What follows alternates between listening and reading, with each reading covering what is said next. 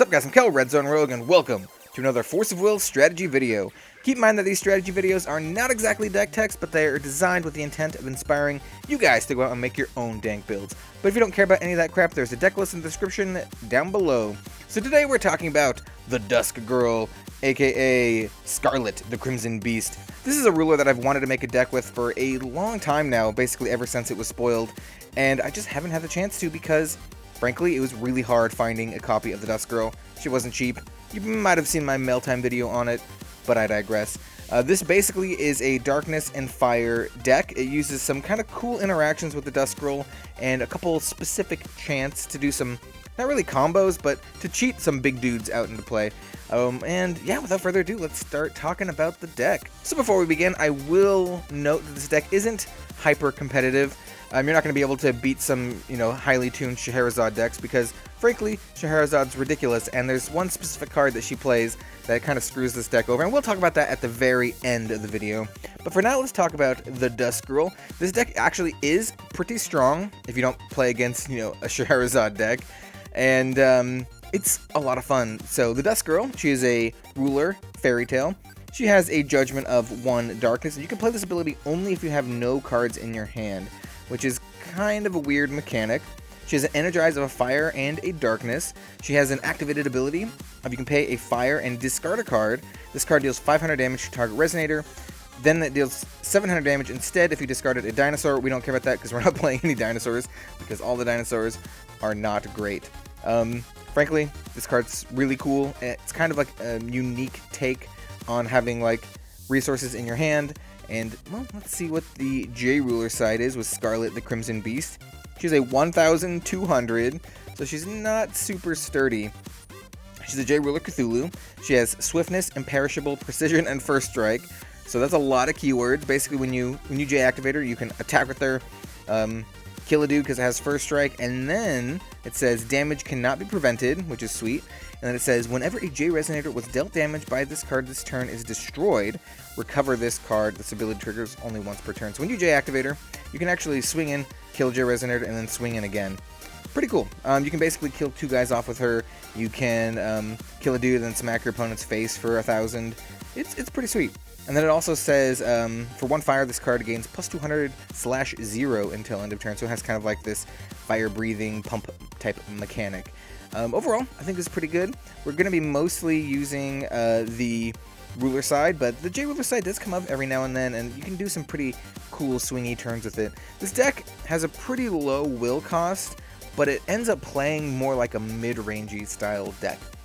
And now let's talk about the stones. So because this deck is an entirely fire and darkness deck, every single stone we run is a fire or darkness stone. I run a 4 of the magic stone of Scorched Bales because it's just, an excellent fire and darkness magic stone. Then I run another play set of the Null magic stone. This is kind of like the Dusk Girl's signature card, but it actually works really, really well with a specific Dark Elf that we're playing. It's a special magic stone. You can tap it to produce, or rest it to produce a darkness, or you can rest it to produce a fire will, and then it deals 200 damage to you. So that 200 damage to you is actually really relevant. And then it says you can, if you have null, which means if you have no cards in your hand, you can rest it, banish it, produce a fire and darkness. That honestly doesn't come up too often. Maybe you could use it if you needed to get some extra will to win the game, but I probably wouldn't banish it. I would just save it and use some other resources you have. And then the final dual stone, I said that a little weird. The final dual stone we're playing is the Magic Stone of Ebonholm. This is a special magic stone. If your J-Ruler is Gil Lapis, blah blah blah, we don't care. He's not. So it enters rested unless we pay 300 life. So important to note that 300 life doesn't count as damage. It's paying life, which is relevant with one other card in the deck. And it says you can treat this as a darkness or a fire magic stone, just like the Magic Stone of Scorched Bales. You can rest it to produce a fire or darkness. And then it says when it enters your field, you can remove the top card of your opponent's deck from the game. And that actually has some synergy with another card in the deck. Honestly, we're just running this as a 8 and 9th fire and darkness stone, just so we have the full gambit of got your perfect will going on. So next up, I usually like to go over the Resonators of the deck, but there are 2 really important chants that I want to talk about before we actually go into the Resonators. The first one is Heavenly Fruit. This is a chant for 1 darkness. You can discard your hand. Well, you have to discard your hand. You may play Resonators from your graveyard this turn. If a card would be put into your graveyard from anywhere, remove it from the game instead. And that last little bit, if a card would be put into your graveyard from anywhere, removed from the game instead, applies after you've discarded your hand. So you can discard your hand, put it in your graveyard, and then cards will be removed from the game. So that's important to note. Timing is really important with this card. I run basically 3 of in this deck. You could run 4. Basically because it's a huge linchpin of the deck. Discarding your hand at a moment's notice is actually pretty important with Scarlet. You can J-activate her, and you can use some abilities of some other cards that we have. Basically, you can make another card that we have a lot cheaper to play. And with that said, we're going to talk about the second chant in this deck that's really, really good, and that is Faith in the Darkness. This card is incredibly powerful. We run a full playset of these. It is a chant for 2 darkness. You look at the top 5 cards of your deck. You may put a Resonator with total cost 2 or less from among them into the field. If you put a Majin Dark Maiden into the field this way, you put 2 +100/+100 counters on it, and it gains swiftness and first strike until end of turn. Put the rest on the bottom of your deck in any order. And yeah, of course, we are playing the Majin Dark Maiden, but there's another card that this can hit that's actually incredibly powerful. The key word here is cost 2 or less. Keywords here is cost 2 or less. That's what we're looking for. I should also note, before we go over the Resonators, that Heavenly Fruit actually acts as kind of like a cool reanimation card. So if a lot of your Resonators died in the early game, you can play this, pitch your hand, and then start refilling your board with Resonators, which is actually really, really good because, like I said, this deck kind of plays more like a mid-rangey deck than an aggro deck or something like that.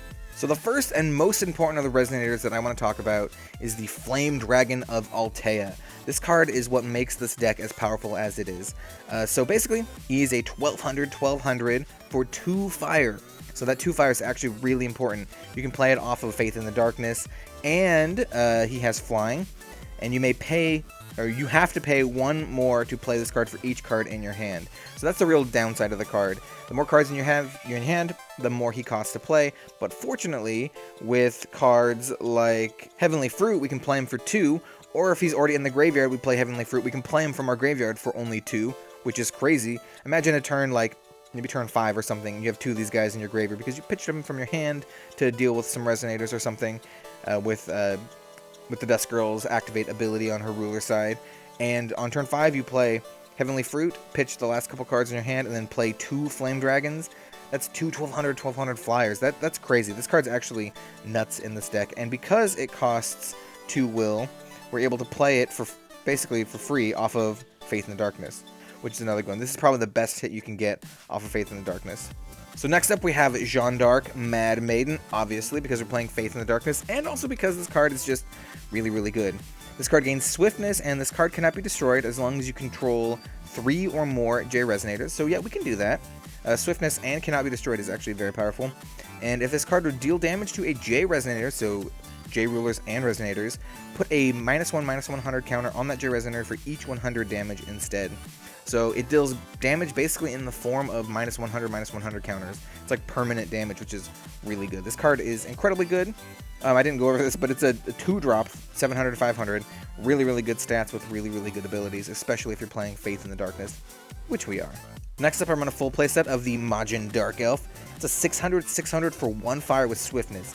That is crazy. It does have a downside. It says play this card only if damage was dealt to you this turn, and that's why the null magic stones are so important, because when you rest them, they produce a fire will, and they deal damage to you.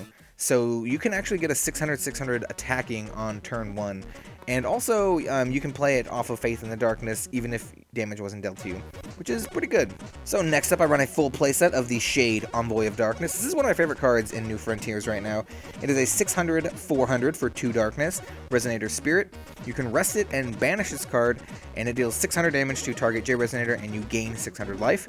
That's really good. We're going to be losing a decent amount of life with some of the cards in the deck, and this is a good way to gain that life back. Just make sure you don't do this after you've played Heavenly Fruit, because if you do, then it gets removed from the game entirely. So if you want to actually use this ability on a Heavenly Fruit turn, you want to use the ability first and then play Heavenly Fruit. Like I said, sequencing them in proper order is is very important with this deck. And it also has a resonance, so whenever a Darkness Magic Stone enters your field, and we do have 8 Darkness Magic Stones in the deck, or rather 6, we have 6 Darkness Magic Stones in the deck. You may pay 3 Darkness if you do put this card from your graveyard into your hand. So that's a pretty good super late game way of getting this card back, especially if you sacked it or if you pitched it with the Dusk Girl earlier on in the game. You can get it back. This card's fantastic. Like I said, one of my favorite cards in New Frontiers, and the promo art is extra sweet with the little witch girl. I think this is Ariel, I forgot her name. She's a Valhalla ruler, and it's really cool. So next up, I run a 2 of Dark Alice, Manifestation of Rage. She's a 500/500 Resonator Wanderer for 2 darkness. She has Will of Hope. We don't really care about that. It says, when this card enters the field, remove all Resonators in your opponent's graveyard from the game. For each Resonator moved this way, put a +100/+100 counter on this card. So this is a good way of getting rid of your opponent's graveyard. However, it also acts as kind of like a good counter to board wipes. When this card leaves your field for a non-field zone, put a 100/100 Darkness Shadow Resonator token into your field for each 100/100 counter on this card. So if they somehow board wipe your field, and you have this with like maybe 2 or 3 counters, you get some dudes. You get some dudes you can block with. It doesn't completely leave you empty, which is why I run this card. Like I said, there's some other options you can have, like the Abdul, the 600/600 Abdul for 2 darkness. That would be a good substitute, as well as more removal and control spells, but you know, I like Dark Alice for the time being. And the final Resonator of the deck is the Valentina, the Twilight Passion. She's a 900/900 for 2 of any, a darkness, and a fire. So this is the only Resonator in the deck that we can't play off of Faith in the Darkness. But she has some really cool abilities. And she has a lot of tiny text. So let's read the text. Also, she has very good art. But let's read the text here. It says, if a Resonator was dealt damage by this card this turn and would be put into a graveyard, removed from the game instead. So she basically removes things from the game if she kills them. And it says, when this card enters your field, remove target Resonator your opponent controls with total cost 2 or less from the game. And that's one of the main reasons we play this card. You play it immediately, and it gets rid of any 2 or less Resonator, and there's a lot of those going around, especially the dolls that Scheherazade is playing right now. And it has a 0 ability. You can put a non-magic stone card from your opponent's removed area on the bottom of their deck. If you do, it gains swiftness or precision. Like I said, the magic stone of Ebonholm has some synergy with another card in the deck. This is that card. And you can put 3 target non-magic stone cards from your opponent's removed area in the game back on the bottom of their deck. If you do, this gains 500/500. That almost never comes up. You can usually get like one activation off of for the swiftness and precision, maybe 2, but 3 is kind of hard to get. So next up, let's talk about the chance of the deck, and we're going to kick it off with Null Darkness for that sweet nyarlathotep, also Scarlet, also Dusk Girl flavor. This is a really good removal spell, not just for the flavor, but it's just a really good spell in general. For a darkness and a fire, it has quick cast. You can destroy target Resonator, so it's just unconditional removal. Really good. And if you have no cards in your hand, you can destroy up to 1 target J-Ruler. One thing to note, you have to target a Resonator with the spell. Even if you only want to kill a J-Ruler, you have to target a Resonator, because it doesn't say you may or up to. It just says destroy target Resonator. So just keep that in mind when you play this, but yeah, this is a fantastic card. I only run 3 of right now, but I can see you running a 4 of if you really need it. Next up, I have more removal spells with the Final Battle. I run 2 of these in the deck right now. You can definitely run more. It's a chant with a cost of X and 1 darkness. And you can pay 200 life rather than pay 1 of any up to X times to play this card. J Resonators your opponent controls gain -X100 and -X100 until end of turn. This card's fantastic. It's just only Resonators, or J Resonators your opponent controls. It's a one-sided wipe. You can pay some life and some will and just wipe your opponent's board, which is why it's good gaining life back with the Shade Envoy of Darkness. I basically very underrated this card when it first came out. I was just like, you're not going to want to do that often, but it's actually really good, especially when you have a board full of dudes that you want to attack with. Wiping their entire board and killing them is pretty good. Next, I run a 4 of Lightning Strike. This is a pretty simple card, and it's a very good card. One that probably doesn't see as much play as it should. It is a 1 fire cost, quick cast chant. Choose 1. This card deals 500 damage to target J Resonator, or this card deals 500 damage to your opponent. Very simple. You can use it to finish out your opponent. You can use it to kill J Resonators. Usually won't do that because well, we can discard cards with Scarlet to deal damage to Resonators instead, but it does have Quick Cast, and it does hit J Resonators, so you can use it to kill J Rulers as well, or just dome your opponent out. This card's a really good, versatile card. And finally, I run a full playset of Thought Control. This card is fantastic. For 1 darkness, it's a chant. Your opponent reveals their hand, choose a card with total cost 3 or less, and they discard that card. So this card hits most cards in New Frontiers right now. There's only a couple that see a lot of play that cost more than 3. And it's just a really good card of being able to see your hand, your opponent's hand, seeing what they're doing, seeing what kind of cancel spells they have, seeing what kind of removal they have, and then going on with your plan. It's really important to be able to see your opponent's hand when setting up a turn where you're going to be using Heavenly Fruit to pitch your whole hand, just in case they might have something to, you know, remove your entire graveyard. And with that said, the big problem with this deck is the Scheherazade Ruler, and specifically it's for this card. This is the card that kind of hoses this deck over. Evil Elemental Uprising. It is a quick cast chant story for 1 darkness. It says, remove all cards in your opponent's graveyard from the game. Players cannot chase to this card, so it's just like they get your graveyard. Even if we were playing cancels, which we're not, you couldn't cancel this. And the fact that they can play this basically at any time because it is a story chant kind of hoses this deck over. So as long as you're not playing against Scheherazade with this card, this deck is a lot of fun. If they are, you still have to play around with it. You still have a chance. Cheating out some 1200 flyers is really powerful, but this card can be quite the pain. And before we end the video, I wanted to note a cool interaction with this innocuous card. This is Charlotte's Protector. It is a 2 water drop, 500. However, we don't really care about any of that stuff. What we care about is its ability. It says, when this card is put into a graveyard from your hand, draw a card. So that makes the activation of the Dusk girl here, let me get her, really good. You can pay a fire and discard this from your hand, deal 500 damage to a Resonator, and then you get to draw a card. So it's like basically just a free 500 damage to a Resonator. It's really good. The only downside of this card is the Heavenly Fruit. This is the reason why I'm not playing this, because when I play Heavenly Fruit, I really want to pitch my entire hand, so I can J-activate the Dusk Girl, or I can play my Flame Dragon of Altea for only 2. And when you do this, you'll draw cards. So this is kind of like a non-bow, specifically with this card. I think when Flame Dragon rotates out, this could be good, but this rotates out with Flame Dragon.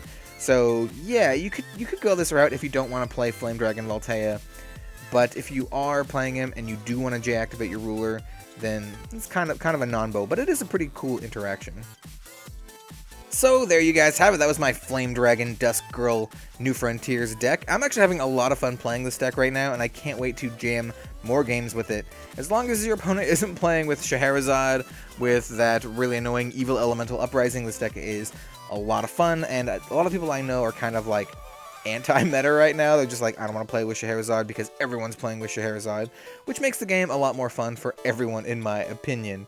If that's not the case, then, you know, maybe treat this as just like a casual LGS tabletop kind of deck. I hope you guys had fun with this video. I hope you liked it. Maybe leave a like, a comment, or a subscribe. Every little bit helps, and I appreciate it oh so much. The next strategy video I have coming up is a New Frontiers Fox deck, which is actually one that topped some GPs recently, which is really, really sweet.